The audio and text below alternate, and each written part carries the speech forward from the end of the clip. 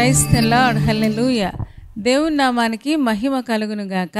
నేటి దేవుని మాట అనే శీర్షిక కోసం వేచి ఉన్న మీ అందరికీ కూడా యేసయ్య నామములో వందనాలు తెలియజేస్తూ ఉన్నాం. బాగున్నారా? దేవుని మహాకృప, ఆయన మహా కనికరాన్ని బట్టి దేవుడు ప్రతిరోజు ఈ విధంగా సజీవంగా ఉంచి దేవుని యొక్క వాక్యం విని బలపడడానికి దేవుడే సహాయం చేస్తూ ఉన్నారు.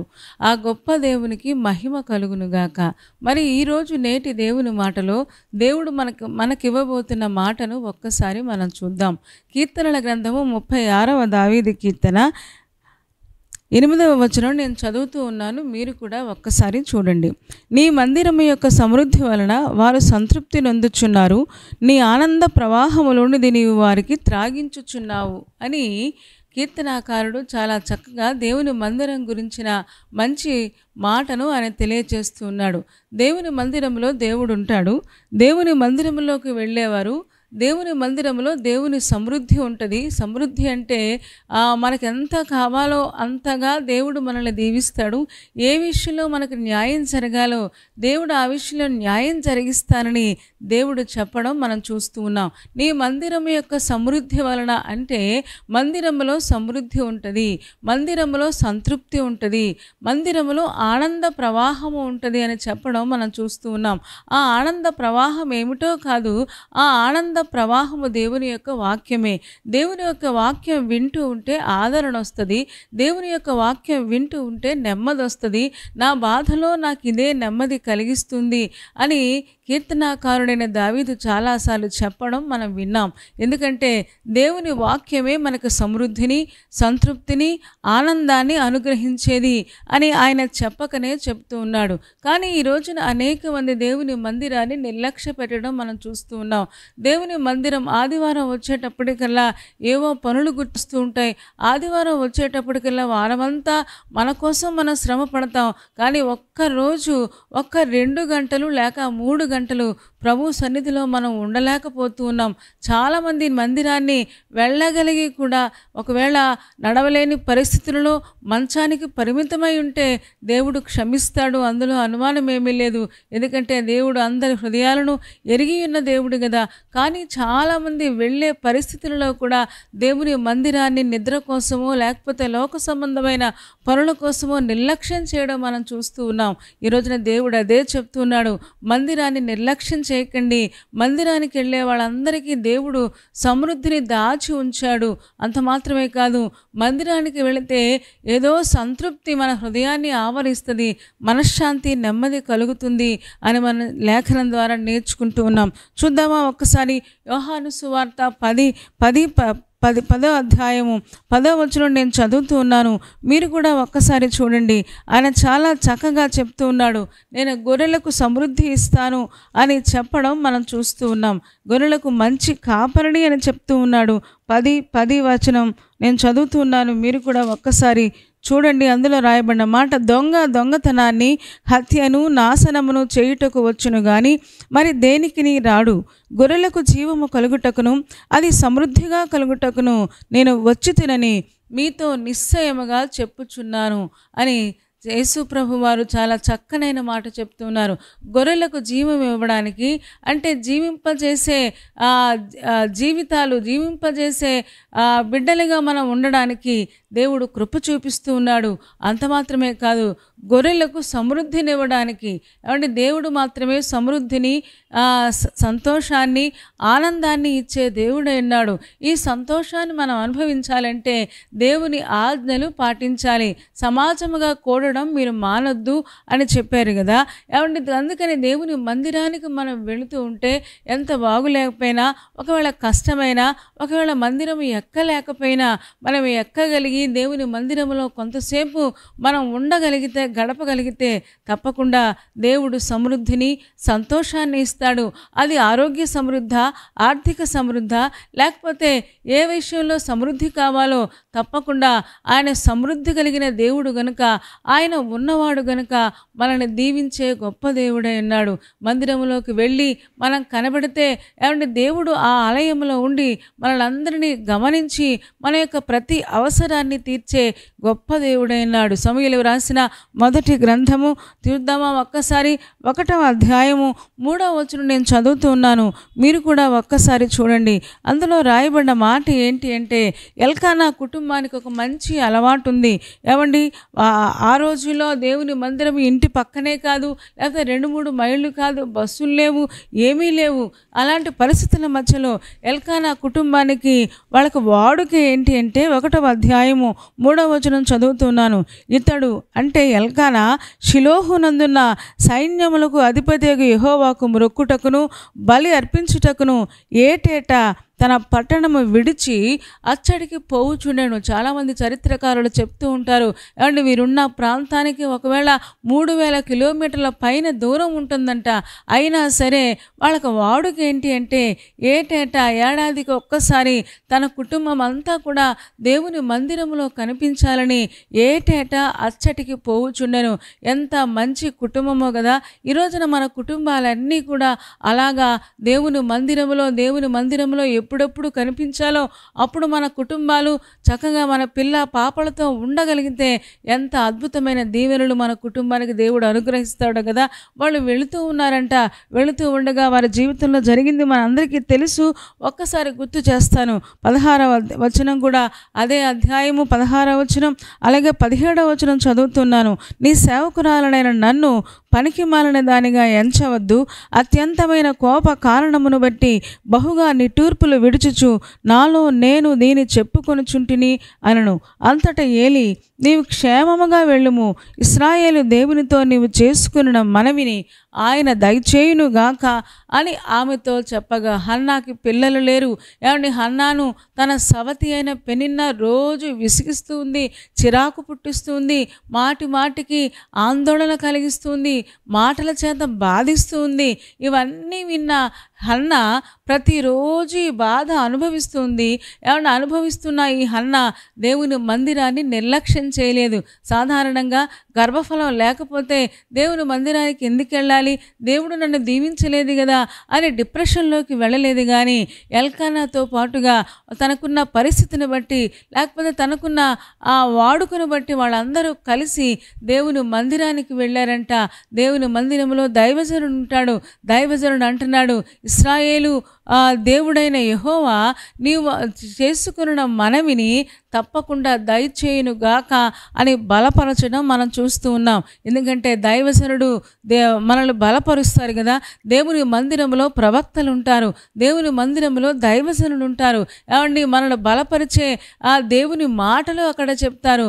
వాక్యం మనల్ని బలపరుస్తుంది కదా, వాక్యము మనకు విడుదలిస్తుంది కదా. ఏమండి, మనల్ని ఎద్దేవా చేయని కానీ హేళన చేయని కానీ ఇక్కడ ప్రార్థన చేస్తుందంట. అత్యంతమైన కోప కారణాన్ని బట్టి నేను ప్రార్థన చేస్తున్నానయ్యా అని ఏలీతో చెప్పుకుంటే ఆయన చెప్తూ ఉన్నాడు, నీ మనవిని ఇశ్రాయేలుల దేవుడైన యెహోవా విని ఆయన తప్పకుండా నీకు దయచేయునుగాక అని చెప్పడం మనం చూస్తున్నాం. దేవుని మందిరానికి వెళ్తే బలం వస్తుంది, మన మనసులు బలం పొందుతాయి, మన శరీరాలు బలం పొందుతాయి, శక్తితో నింపబడతాయి. చాలామంది చెబుతూ ఉంటారు కదా, దేవుని మందిరానికి వెళుతూ ఉంటే సింహాలలాగా ఉంటారంట. అదే దేవుని మందిరానికి వెళ్ళని వారు ప్రతి చిన్నదానికి భయపడుతూ ఉంటారు, ఆందోళన పడుతూ ఉంటారు. ఎందుకంటే ఆనంద ప్రవాహమైన ఆ క్రీస్తు యొక్క వాక్యాన్ని వారు వినకపోవడం వల్ల, వాక్య సమృద్ధి వాళ్ళకి లేకపోవడం వల్ల చాలాసార్లు సాతానుడు ఆ కుటుంబాలను చెరపట్టడం మనం చూస్తూ ఉన్నాం. హన్నా ఎంతో డిప్రెషన్తో, ఎంతో కోపంతో, ఎంతో బాధతో దేవుని మందిరానికి 1000 కిలోమీటర్ల దూరంలో ఉన్నా సరే తను తెగించి, ఒకవేళ మందిరానికి వెళ్ళడం ఇష్టం లేకపోయినా తన భర్త మాటను మన్నించి చక్కగా దేవుని మందిరానికి వచ్చింది. మందిరానికి వచ్చిన వారి ప్రతి అవసరాలు దేవుడు చూస్తాడు. అది గర్భఫలమా, ఆర్థిక ఆశీర్వాదమా, ఆరోగ్య ఆశీర్వాదమా, పిల్లలలో మార్పా? ఈ రోజున మనం ఏమి కోరుకుంటూ ఉన్నామో మందిరంలో ఉన్న ప్రతి ఒక్కరిని కూడా దేవుడు పరిశీలిస్తాడు. మనందరికీ తెలుసు కదా, సమాజ మందిరంలో బలహీనపరిచే దయ్యము పట్టిన ఒక స్త్రీని యేసు ప్రభు చూచాడంట. అమ్మా, నీ బలహీనత నుంచి నీవు విడుదల పొంది ఉన్నావు అని చెప్పడం కూడా మనం విన్నాము. చాలాసార్లు ఆ ప్రసంగాన్ని విన్నాము. ఎందుకంటే దేవుడు మన బలహీనతలు చూసి, మన అనారోగ్యాలు చూసి అంటే దాటిపోయేవాడు కాదు, కానీ ఆయన ముట్టి స్వస్థపరిచే గొప్ప దేవుడైనాడు. కాబట్టి దేవుని మందిరాన్ని నిర్లక్ష్య పెట్టద్దు.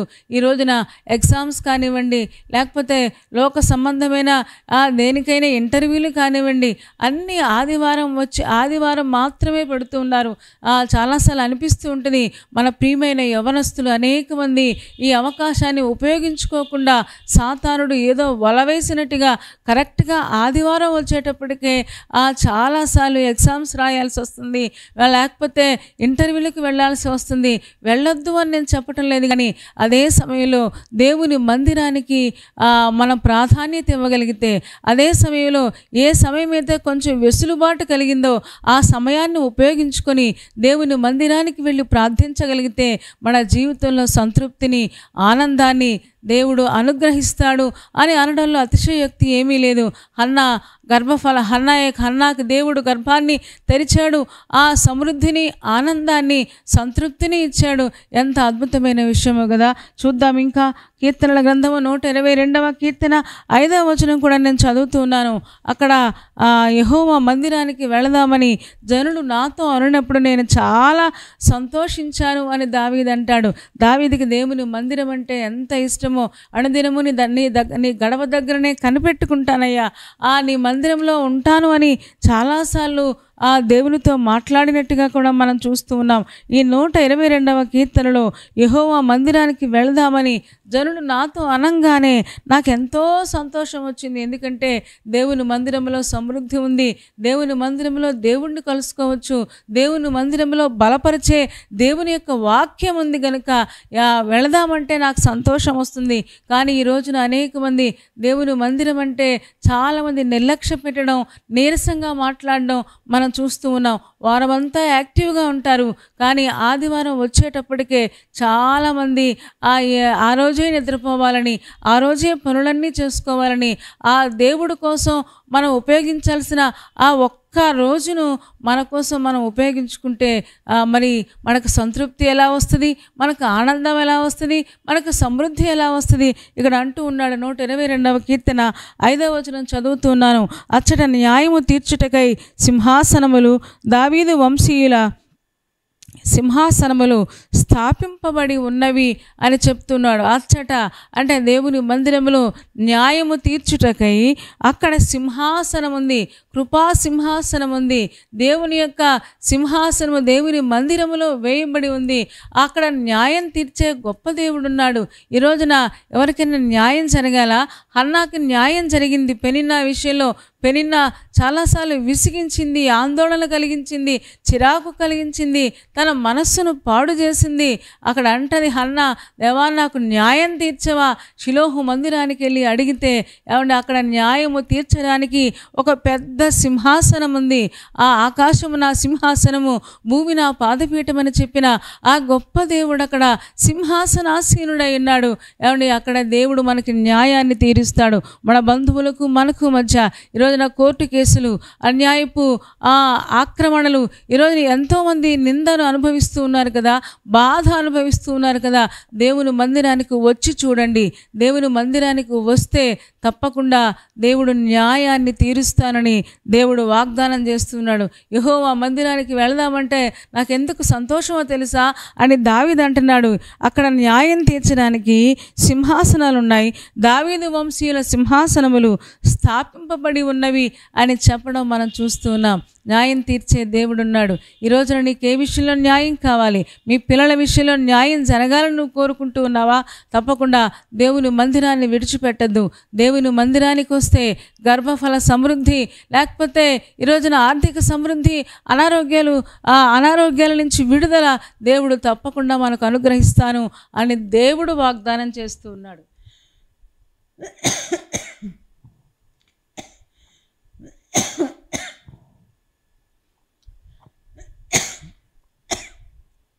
క్షమించండి. దేవుడు ఈరోజు మనకు మంచి వాగ్దానం చేస్తూ ఉన్నాడు. నీ మందిరం యొక్క సమృద్ధి వలన వారు సంతృప్తి పొందుచున్నారు. నీ ఆనంద ప్రవాహంలోనిది నీవు వారికి త్రాగిస్తూ ఉన్నావు. అన్న ఏడ్చుకుంటూ వెళ్ళింది. ఏమండి, ఆ రోజు నుంచి కూడా ఎప్పుడైతే దైవజనుడు బలపరిచాడో ఆ రోజు నుంచి ఏడవడం మానేసింది, దుఃఖముఖంగా ఉండడం మానేసింది, ఆనందంగా ఉండడం నేర్చుకుంది. ఏమండి, హన్నాకు దేవుడు గర్భఫల సమృద్ధి, సమూయేలు ఒక్కడే కాదు, తర్వాత కుమారుడు కలిగారు, తర్వాత మళ్ళీ దేవుడు బిడ్డలనిచ్చాడు. ఏమండి, తను ఎంత దేవుణ్ణి మొర్రపెట్టుకుందో, ఏమండి, తన ఒక్కటే అడిగింది, ఒక కుమారుణ్ణి ఇస్తే చాలయ్యా అని అడిగితే దేవుడు అన్నాడు, ఆ ఒక్క కుమారుణ్ణి ఆ దేవుని మందిరానికి ఇచ్చేసింది కదా, దేవుడు ఆమెను జ్ఞాపకం చేసుకున్నాడు. ఏమండి, తర్వాత తిరిగి తన గర్భాన్ని తెరిచి అద్భుతమైన కార్యాన్ని, ఏమండి, సమృద్ధి అయిన జీవాన్ని, సమృద్ధిని, సంతోషాన్ని, ఆనందాన్ని దేవుడు అనుగ్రహించినట్టుగా మనం చూస్తూ ఉన్నాం. ఈరోజున విశ్వాసులారా, దేవుని మందిరం యొక్క సమృద్ధి వలనే మనము సంతుష్టిగా ఉండగలం. కాబట్టి దేవుని మందిరంలో ఎప్పుడెప్పుడు మీటింగులు ఉన్నాయో, నియామక కూడికలు ఉన్నాయో, మీరు ఏ మందిరానికి వెళుతూ ఉన్నారో ఆ మందిరానికి క్రమం తప్పకుండా చక్కగా వెళ్ళండి. కొంచెం వెసులుబాటు కలిగించుకోండి. ఈ పనులు ఎప్పుడు ఉంటాయి, ఈ కష్టాలు ఎప్పుడు ఉంటాయి, ఈ సమస్యలు ఎప్పుడు ఉంటాయి. దేవుని మందిరంలో దేవుడు నీ కోసం, నా కోసం ఎదురు చూస్తూ ఉంటాడు. మనల్ని దీవించాలని, మనల్ని సమృద్ధితో నింపాలని, మన యొక్క ఆశను తీర్చాలని దేవుడు ఎదురు చూస్తూ ఉంటాడు. ఆ దేవుణ్ణి సంతోషపెట్టి హన్నా ఎలాగైతే ఆశీర్వాదాన్ని పొందుకుందో, అద్భుతాన్ని పొందుకుందో, మనం కూడా అలా పొందుకోవాలని దేవుని లేఖనాల ద్వారా మనం నేర్చుకుంటూ ఉన్నాం. మనకు న్యాయం తీర్చే సింహాసనం దేవుని మందిరంలో ఉంది కనుక ఆ సింహాసనం దగ్గర మనం మోకరించి అడిగితే తప్పకుండా హన్నాను దీవించిన దేవుడు, హన్నాకు న్యాయాన్ని జరిగించిన దేవుడు ఈ రోజున నీ విషయంలో కూడా దేవుడు న్యాయాన్ని జరిగిస్తాడు.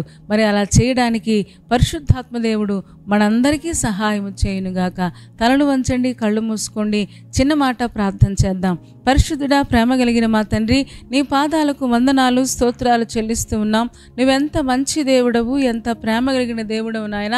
ఈరోజు మీరు మాతో మాట్లాడిన ఈ శ్రేష్టమైన మాట కోసం మీకు వందనాలు. నీ మందిరాన్ని నిర్లక్ష్య పెట్టకుండా, నీ మందిరంలో ఉన్న సంతృప్తిని, సమృద్ధిని, ఆనంద ప్రవాహమైన వాక్యములో ఉన్న సంతోషాన్ని మేమందరం అనుభవించి తద్వారా నాయన అనేక ఆశీర్వాదాలు నీ దగ్గర నుంచి పొందుకోవడానికి మీరే కృప చూపించుము.